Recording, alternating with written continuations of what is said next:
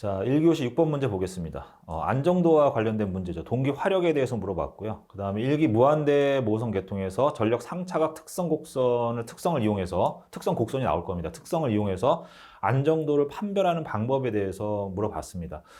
이 내용은 뭐 기본서에 나와 있는 것들을 좀 잘 정리하셔가지고 답안지를 쓰시면 되고, 가장 또 기본서에 나와 있지만 또 기본적인 내용이다, 이렇게 보셔야 될 것 같고요. 문제는 뭐냐면 이 내용 자체가 그 25점짜리 문제로 내기에도 충분합니다. 그 양이 굉장히 많아요. 많은데 한 페이지를 요약을 해서 압축을 해서 써야 되기 때문에 오히려 25점짜리 문제를 쓰는 것보다 더 시간이 많이 걸릴 수도 있어요. 왜? 해당되는 내용을 뽑아가지고 답안지를 기술해야 되는데 그 중에서 답안에서, 그러니까 그 문제에서 요구하는 조건들을 선정해갖고 선별해서 이런 것들을 재구성해야 되기 때문에 오히려 더 생각을 더 많이 해야 되는 그런 부분이 있거든요. 그렇게 보시고요. 이제 그 방법에 대해서, 이제 답안지를 작성하는 방법에 대해서 제가 이 문제 해설하면서 설명을 드릴 거고, 또 이제 안정도 같은 경우에는 그 발송배정 기술사에서 전통적으로 자주 나오는 문제이고, 안정도 자체가 좀 내용이 좀 어렵습니다. 어려운데 다행히도 나오는 문제들이 딱 정해져 있어요. 그러니까 그 나오는 문제 유형에 맞춰서 공부를 하시면 됩니다. 자, 기출문제를 보면 오늘 제가 강의해드리는 그 내용이 120회에 동기 화력과 뭐 안정도 판별법에 대한 부분이 나왔고, 그 다음에 뭐 발전기의 내부 상차각이 어떻게 동요되는가를 나타내는 일반식을 쓰시오. 이게 이제 회전체 운동 방정식에서부터 나오는 거거든요. 여기도 결국은 이제 회전체 운동 방정식을 가지고 이해를 하셔야 되기 때문에 그 부분도 제가 잠깐 보여드릴 거예요. 해설하면서. 자, 그 다음에 일기 무한대 모성 계통으로부터 전력 상차각 특성을 나타내는 기본식 똑같은 거거든요. 그 다음에 전력 상차각 곡선에 대해서 설명하시고 나와 있지 않습니까? 그래서 아까 제가 전력 상차각을 이야기하면서 전력 상차각 곡선을 그려줘야 된다, 그릴 거다라고 설명을 앞에서 이제 드렸습니다. 자, 이런 문제들이 나와 있고요. 그 다음에 또 이제 등면적법, 안정도 판별법에 대해서 등면적법과 단단법에 대한 그 판별 기법에 대해서 물어봤습니다. 자, 요것도 기본서의 제 8장에 잘 나와 있는 내용이죠. 그대로 쓰시면 돼요. 자, 그 다음에 안정도 향상 대책에 대한 문제가 가장 많이 나왔어요. 그런데 안정도 향상 대책에 대한 문제가 사실은 제일 쉬워요. 앞에 있는 안정도에 대한 어떤 기본적인 개념을 잘 파악을 하고 계신다라고 하면 어떻게 해서 우리가 안정도를 향상시킬 것인가에 대한 부분은 어렵지 않다는 얘기예요. 자, 이러한 유형으로 나와 있기 때문에 기출문제를 잘 보시고 그 유형에 맞춰서 기본서에 있는 내용들을 내가 어떻게 활용할 것인가라는 부분을 고민을 많이 하셔야 돼요. 그래야 공부를 하시면서 중요한 부분을 열심히 하게 되고, 중요하지 않은 부분은 열심히 안 하셔도 되고요. 그 다음에 넘어가셔야 되는 부분도 있고 버려야 되는 부분도 있어요. 자, 그 다음에 기본서에는 나와 있지 않지만 자주 출제되는 어떤 그 유형이 있습니다. 그런 내용들은요, 별도로 자료를 수집해 가지고 모아 놓으셔야 돼요. 이렇게 기출 문제를 본다라는 게 이만큼 중요한 겁니다. 내가 무엇을 공부하고 무엇을 공부하지 않을 것인가에 대한 것들을 이제 명확하게 판단을 내리실 수가 있는 거죠. 그 다음에 뭐 안정도 계산법에 대한 부분도 나와 있고, 요거는 뭐 이제 기본서에 나와 있는 건데, 뭐 다기계통에서 안정도 법에 대해서 우리가 답안지로 작성하기엔 너무 어려워요. 분량도 많고, 뭐 그런 내용들까지 이제 공부하기는 이제 너무 많이 나간 거죠. 그 다음에 이 문제가 또 자주 출제되는 문제도 아니기 때문에 이런 문제들은 뭐 하셔도 되지만 저 같은 경우에는 그냥 스킵하고 넘어가시는 것을 권장합니다. 문제에 대한 이제 해설을 좀 보겠습니다. 문제에 대한 해설은요, 일단은 그 문제에서 물어본 순서대로 답을 해주시는 게 좋아요. 그래서 제가 그 답안을 만들어드린 자료에는 그 목차가 문제에서 물어본 그 순서 그대로 들어가 있을 거예요. 여기도 이제 그 순서 그대로 들어가 있는데 대목차의 제목만 좀 이제 바꿨다라고 할까요? 어쨌든 똑같은 순서로 돼 있지만 요걸 이제 좀 이해하기 쉽게 하기 위해서 제가 그 큰 목차의 제목을 조금 이제 그 뭐라 그럴까요? 표현 방식을 좀 바꿨는데 내용은 똑같아요. 순서도 똑같고. 문제에서 물어본 그 동기 화력이라든지, 그 다음에 일기 무한대 계통에서 전력 상차각을 이용한 안정도 판별에 대해서 설명을 하려면 여기는 용어에 대한 부분을 명확하게 이해를 하고 계시는 게 좋습니다. 자, 그 다음에 제가 앞에서 띄워드리는 이 프레젠테이션 자료는 요약이 되어 있어요. 제가 제공을 해드리는 문제 해설서에는 서술형의 설명들이 많습니다. 자, 여기 있는 내용들, 여기 나와 있는 요 사항들은요, 기본적으로 암기를 해야 되는 사항이고요. 요 내용을 답안지에 기술하시되 지금 제가 앞에 보여드린 요 형태대로만 답안지에 적어주시게 되면 채점위원이 이해를 못해요. 제가 강의상에 설명을 해드리니까 이해가 되는데 이걸 그대로 적어놓게 되면 물론 이제 채점위원들은 수준이 높기 때문에 보면 알지만 이런 설명이 되어 있지 않으면 점수를 높게 주지 않습니다. 그래서 제가 말로 설명하는 부분들을 여기 나와 있는 정의, 그림, 수식 그 중간중간에 2줄에서 3줄 정도 쭉 서술형으로 설명해 주는 게 좋습니다. 그러면 요 내용은 요거하고 연관성이 어떻게 있다, 어떻게 보셔야 된다, 어떻게 이해를 하셔야 된다라는 그 내용을 설명을 해 주시는 게 좋습니다. 그 부분은 이 해설서 안에 들어가 있으니까 그 중에서도 중요한 사항만 뽑아가지고 쭉 쓰시되 그런 어떤 서술형의 내용은요 강제적으로 외우지 마시고 내가 이해하는 내용을 기본적인 어떤 그 이론의 바탕에서 근거로 해서 내가 자연스럽게 쓰시면 되는 거예요. 자, 이제 그 답안지를 기술하는 방법에 대해서 말씀드렸고요. 앞에 나와 있는 이러한 내용들을 암기를 해 두시는 게 좋습니다. 동기 화력이란 뭐냐? 동기 화력이라는 건 뭐냐면 동기를 유지하기 위한 힘이에요. 계통에는 뭐 발전기가 여러 대가 있을 겁니다. 그 다음에 동기기들, 뭐 모터라든지 전동기라든지 이런 것들이 여러 대가 있어요. 자, 그러면 이런 동기기들은요, 동기 속도로 돌게끔 돼 있거든요. 자, 이렇게 동기 속도를 유지해 주도록 에너지를 주고받는 것을 동기 화력이라고 합니다. 자, 그런데 이 발전기들이 이제 그 일정한 그 정기적인 속도로 돌고 있는데 어떠한 이유에서 뭐 전동기가 부하가 많이 걸리게 되면 회전 속도가 떨어질 수도 있고 빨라질 수 있단 말이에요. 적게 걸리면. 자, 이렇게 되면 발전기와 발전기 사이에 회전 속도가 달라지면서 그 정기적인 위상각이 달라지게 돼 있어요. 벌어지게 된단 말이에요. 자, 이렇게 됐을 때 이 회전 속도가 변화가 되는 이 동기기를요. 원래 회전 속도로 회복시키려고 하는 그 힘을 동기 화력이라고 합니다. 자, 그래서 발전기가 그 어떤 원인으로 가속을 해서 자, 계통에는요 발전기가 굉장히 많습니다. 한 100대 발전기가 있다고 하면 그 중에서 한 대 발전기가 지금 문제가 생긴 거예요. 그래서 빨라지거나 느려진단 말이에요. 그런데 여기는 가속도가 붙는다고 했으니까 이제 빨라지고 있는 거예요. 빨라지면서 계통의 99대 발전기 같은 속도로 돌고 있기 때문에 같은 정기적인 각을 가지고 있는데 한 대만 지금 별도로 도니까 얘가 빨라지니까 이 그 상차각이 서로 이제 벌어지게끔 돼 있는 거죠. 그래서 이 발전기가 가속을 해서 그 상차각 세타가 원래의 위치보다 앞섰을 경우에는 이것을 원래의 위치로 되돌려 주려는 힘이 작용한다. 이 힘을 동기 화력이라고 합니다. 자, 이 동기 화력을요, 이렇게 수식으로 나타낼 수도 있어요. 자, 세타에 의해서 생기는 세타 변화. 그러니까 뒤에서 제가 이제 이 그림을 가지고 좀 설명을 드릴 건데, 여기 이제 발전기가 이렇게 있습니다. 발전기가 있고요. 또 다른 동기기가 요렇게 있어요. 자, 이 발전기가 가지고 있는 요 전압과 위상인데 얘는 100대 발전기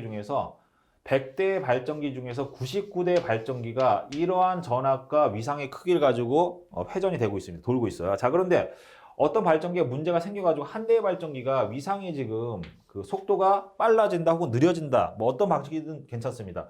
한 대의 발전기가 속도가 뭐 느려졌다라고 할까요? 느려져서 얘는 덩어리가 크기 때문에 얘는 안 움직여요. 그래서 얘를 이제 무한대 모선이라고 하는데 무한대 모선 계통의 개념을 적용할 건데 무한대 모선이기 때문에 전압의 크기나 위상이 전혀 움직이지 않는단 말이에요. 용량이 무한대로 엄청 크기 때문에.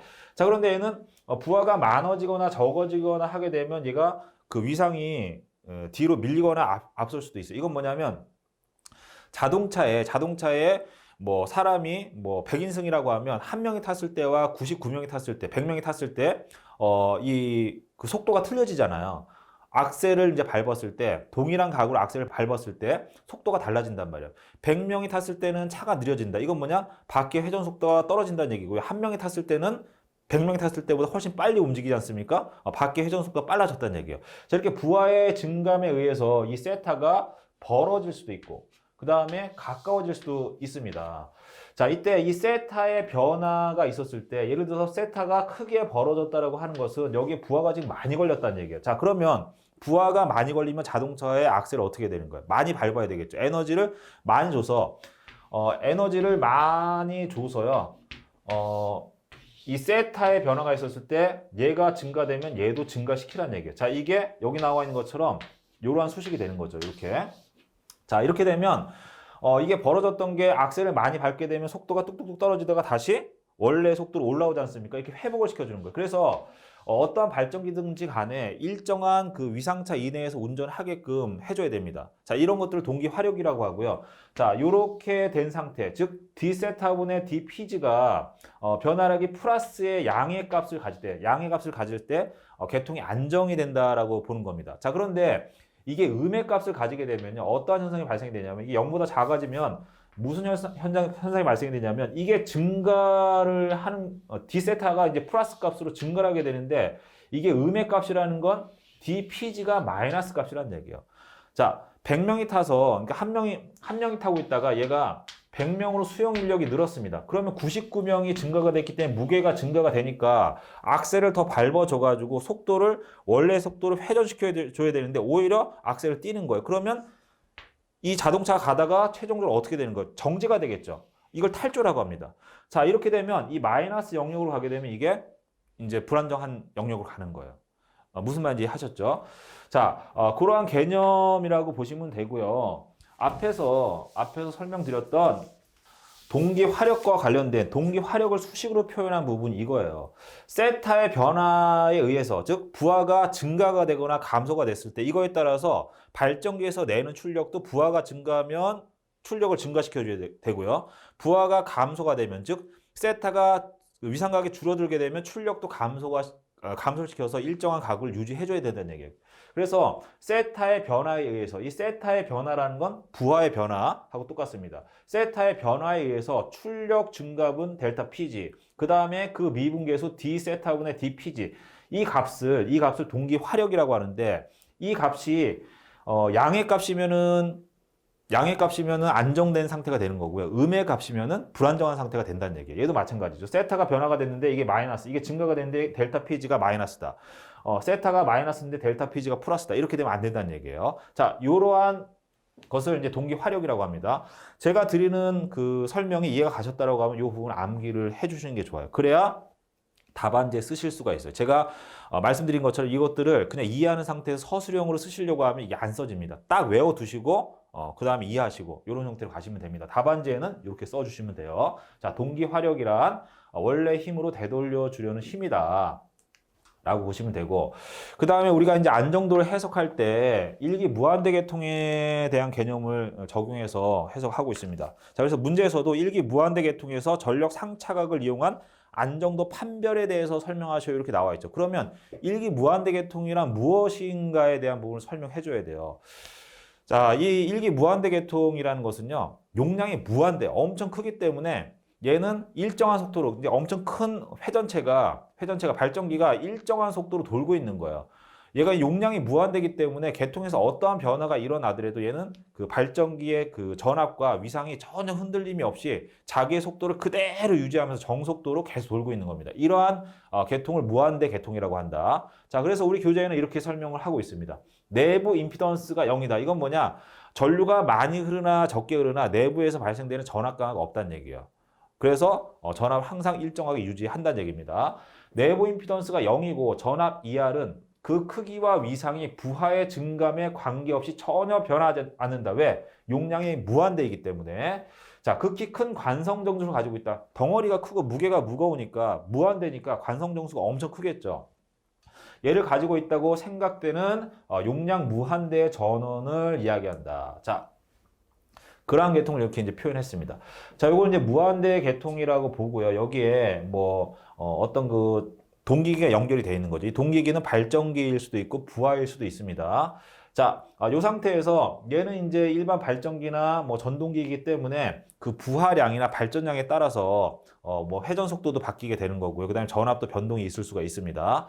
자, 그렇게 되면 이 무한대 계통에서 얘는 이제 그 속도라든지 어떤 그 전압이라든지 이런 것들이 전혀 변화가 없으니까 얘가 변화가 있었을 때 요 세타 자체가 요게 커지거나 작아질 수가 있는 거죠. 아까 말씀드렸던 것처럼 부하가 증가되면 세타가 이제 회전 속도가 떨어지니까 얘하고 얘가 이제 회전 속도 차이가 벌어지는 거고, 부하가 감소가 되면 이제 가벼워지니까 빨리 돌겠죠. 그래서 부하각이, 그러니까 상차각이 줄어들게 되겠죠. 아까 얘기한 D세타가 요겁니다. 자, 요 변화량에 의해서 우리가 출력을 더 보태줄 것인가 빼줄 것인가 뭐 이런 것들을 논하는 것이 이제 동기 화력에 해당이 된다라고 말씀드렸습니다. 자, 그 다음에 위에 있는 그런 어떤 무한대 모성 계통의 내용을요, 이렇게 이제 벡터도로 나타낼 수가 있습니다. 자, 아까도 말씀드렸듯이 이거는 무한대 계통에 연결된 전압의 벡터예요. 전압의 크기, 절대값을 가지고 있고, 그 다음에 위상도 딱 고정된 값입니다. 자, 여기에 어떤 그런 동기기, 뭐 발전기라든지 동기 발전기라든지 동기 전동기가 연결이 돼 있어요. 자, 그러면 얘는 요 정도의 전압의 크기를 가지고 있는 거죠. 전압 강화가 있으니까. 그 다음 위상은 약간 세타만큼 뒤진 상태로 운전을 하고 있습니다. 자, 이렇게 운전하고 있는데, 이때 그 어떤 그 출력의 변화? 그러니까 여기 나와 있는 요게 이제 출력이거든요. 수전 전력이라고 보시면 돼요. P는 X분의 ES, ER, sin 세타라고 되어 있는데, ES, ER, 여기 EF는 발전기 내부 유기 기전력이고요. 그 다음에 ER이라는 값은 수전단의 전압입니다. 그 다음에 세타는 이 내부 유기 기전력과 발전기의 내부 유기 기전력과 수전단의 전압의 상차각을 이야기하고요. 얘는 상차각이라고도 하고 부하각이라고도 합니다. 그 다음에 이 X는 뭐냐면 발전기와 그 수전단 사이에 연결된 리액턴스의 합성값이에요. 자, 이렇게 표현하고 요만큼이 발전기에서 전력을 생산해서 수전단까지 보내는 수송 전력이다 라고 보시면 될 거예요. 수송 전력. 수송 전력인데 이렇게 보셔야 돼요. 발전기는요 무한대 모선에 연결되어 있기 때문에 얘가 내는 출력은 어떠한 경우이든지 간에 일정한 값을 가집니다. 출력이 일정하다.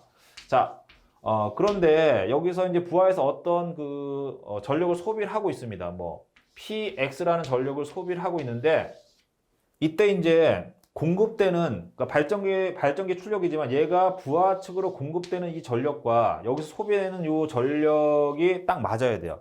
맞아야지만 요 세타를 요 세타 값을 일정하게 유지하면서 얘가 이제 회전한단 말이에요. 자, 그런데 어떠한 이유에서 얘가 출력이 그러니까 그 소비 전력이 감소하게 되면 에너지가 남게 됩니다. 남게 되니까 얘가 빨라지니까 위상이 이렇게 줄어들겠죠. 그 다음에 여기 부하를 많이 걸어서 PX보다 예를 들어서 100메가와트 정도의 부하가 늘어났어요. 그러면 부하가 모자라니까 얘만큼 공급해주지 않으면 이렇게 얘가 늘어난단 말이에요. 이렇게 늘어나면서 위상이 점점 벌어지게 되겠죠.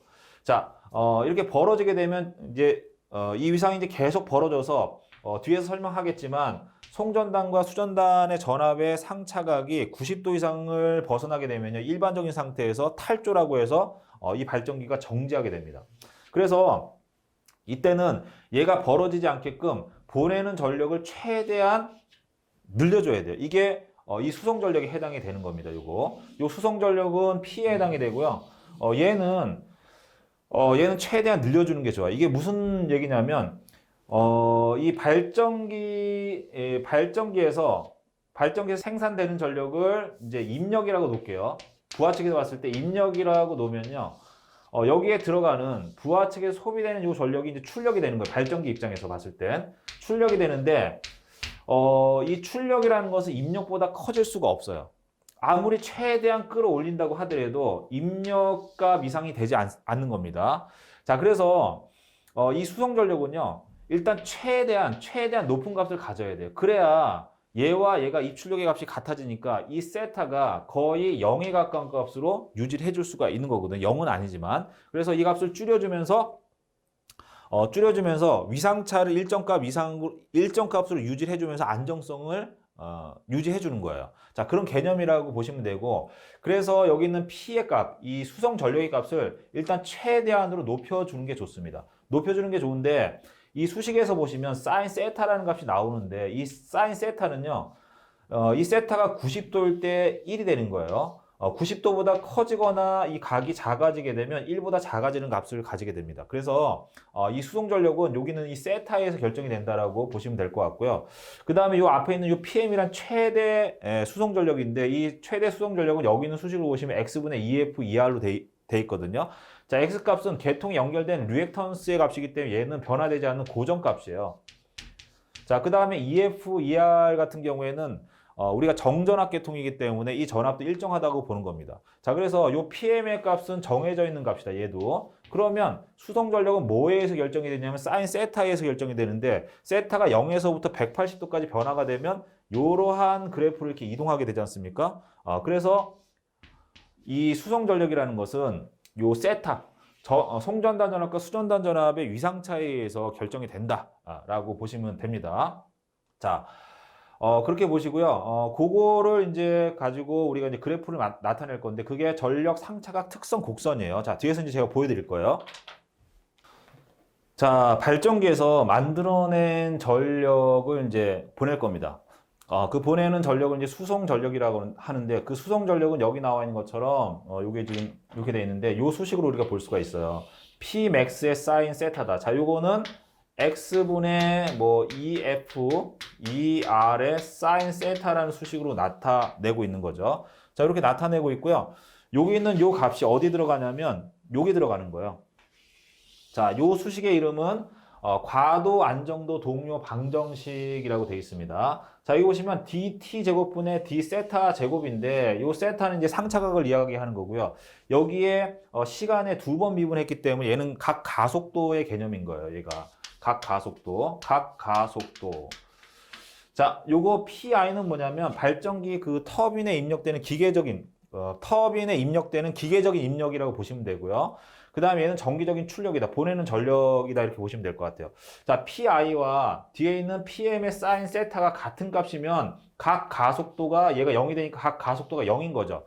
가속도가 0이라는 것은 회전 속도의 변화가 없다. 즉, 세타의 변화가 없다라는 얘기인데 이 두 가지의 차이가 발생이 되면 이 차이만큼의 가속도가 생기게 되면서 속도가 빨라지거나 느려지게 되겠죠. 그러면 위상이 벌어지거나 줄어들게 되면서 문제가 발생이 되는 겁니다. 자, 그런데 이때 이제 문제가 발생이 되는 영역은 어디냐면 이 수송 전력에 대한 이 그래프를 이렇게 그리게 되면요. 얘가 이렇게 간단 말이에요. 자, 가는데 여기서 보시면 이 피크점을 기준으로 해서 이 영역은요. 자, 여기 보세요. 여기가 3차각이고요. 여기가 전력입니다. 그러면 이 기울기는 미분한 값이거든요. d세타분의 dpg라는 것은 여기 이제 미분한 값인데 제가 이 값이 이 동기 화력이 양의 값을 가졌을 때 안정성을 유지한다라는 설명을 드렸을 거예요. 그게 이제 이 영역이. 그래서 제가 기울기로 표현했는데 이게 무슨 얘기냐면요. 여기서 우리가 기계적인 입력이 있다라고 하면 입력보다 출력이 커질 수가 없으니까 이 출력은 최대한 높여주는 게 좋다라고 설명을 드렸을 거예요. 자, 보시면 이 위상차, 송전단과 수전단의 위상차가 점점 벌어지고 있다. 세타가 벌어지고 있다라는 것은 이제 세타가 얘가 이제 그 수용가 쪽에 그 동기기가 회전 속도가 떨어지고 있다는 얘기예요. 자, 얘가 회전 속도가 떨어지고 있다. 그러니까 위상차가 커지고 있다라는 것은 송전단의 전압 위상을 뭐 세타의 F라고 놓을까요? 그 다음에 수전단의 그 위상을 전압 위상을 세타의 R이라고 놓겠습니다. 자, 이 값이 커진다라는 것은 얘는 일정한 값을 유지하고 있다. 왜? 무한대 모성 계통이기 때문에 얘는 변화가 없다고 말씀드렸지 않습니까? 이게 커진다라는 건 얘가 작아지고 있다는 얘기예요. 자, 이게 작아지고 있다라는 것은 얘가 무거워졌기 때문에 부하가 많이 걸렸다는 얘기거든요.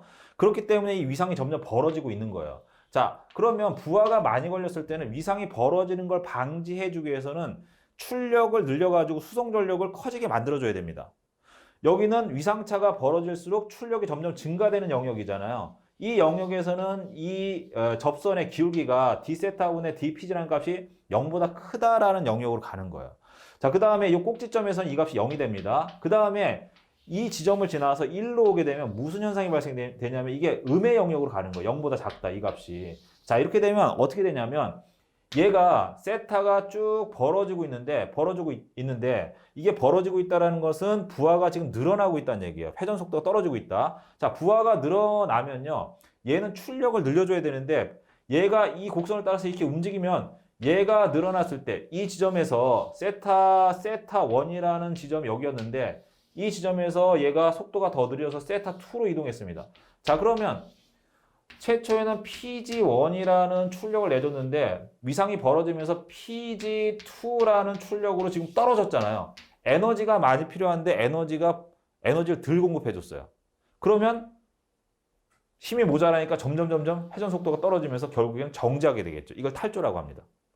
그래서 전력 상차각 특성 이 곡선을 가지고 안정도를 충분히 판별할 수가 있고요. 그 다음에 동기 화력을 가지고 얘가 0보다 크다라는 영역에 있었을 때는 안정성을 가지지만 얘가 0보다 작다라는 영역으로 가게 되면 안정도가 떨어지면서 최종적으로는 탈조 현상이 발생이 된다라는 것을 설명할 수가 있는 거죠. 자, 그거를 요 수식을 가지고도 설명할 수가 있습니다. 자, 이렇게 해서 일기 무한대 모성 계통에서의 가도, 안정도, 동력, 방정식을 가지고 설명을 드렸고요. 그 다음에 전력 상차각 특성을 가지고도 설명을 드렸어요. 여기 나와 있는 요 수식을 수성 전력이라고 하지만 전력 상차각 특성과 관련된 수식이라고도 우리가 표현하고, 그 다음에 방금 설명드렸던 그 그림이 여기에 이렇게 나와 있는 거죠. 그래서 아까 제가 이제 상차각을 가지고 말씀드렸는데 다시 한번 정리해서 설명을 좀 드리면요. 일기 무한대 모성 계통에서의 이 발전단의 전압은 크기와 이 세타가 정해져 있어요. 이게 변화가 되는 값이 아니에요. 요거는 이 벡터적으로 얘는 딱 고정이 되어 있는 겁니다. 자, 이 상태에서 부하의 전압과 위상이 요렇게 이제 요러한 크기를 가지고 있어요. 요러한 크기와 위상을 가지고 있습니다. 자, 이 상태에서 얘가 부하가 많이 걸리게 되면 이 세타가 이렇게 벌어지게 되잖아요.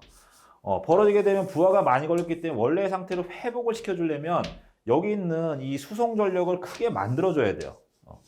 만들어줘야 되는데 이쪽의 영역에서는 세타가 커지면서 부하가 즉 많이 걸렸을 때에 이걸 쭉 따라가게 되면 요 지점에서 세타 제로라는 지점에서 이만큼의 출력을 내주지만 세타 1이라고 할까요? 세타 1으로 가게 되면 출력을 더 내주니까 원래 상태를 이렇게 되돌려주려는 그런 그 작용을 하는 거죠. 그게 동기화력이 이러한 상태, D세타1의 DPG가 0보다 크다는 상태를 이야기합니다. 자, 그런데 이렇게 했음에도 불구하고 부하가 점점점 많이 늘어나서 출력보다 부하의 증가량이 더 커지게 되면 얘가 감소하는 속도가, 가속도가, 그 줄어드는 속도가 감소가 되다 보니까 얘가 이 영역을 넘어가서 어떻게 하다 보면 얘가 싹 넘어가는 경우도 있거든요. 이러한 경우에 있어서는 아까 말씀드린 것처럼 세타가 증가가 되는데 출력은 점점 감소가 된다. 이게 음의 영역에 해당이 되는 거죠. 자, 이렇게 해서 지금 말씀드린 이 그림하고 수식하고 이런 것들을 혼합해서 제가 설명드린 내용을 이 밑에다가 서술의 형식으로 2줄에서 3줄 정도 써주시면 되고요. 그 내용은 제가 교재에 상당히 자세히 설명해 놨습니다. 이걸 다 쓰시면 안 돼요. 왜? 이거 몇 점짜리죠?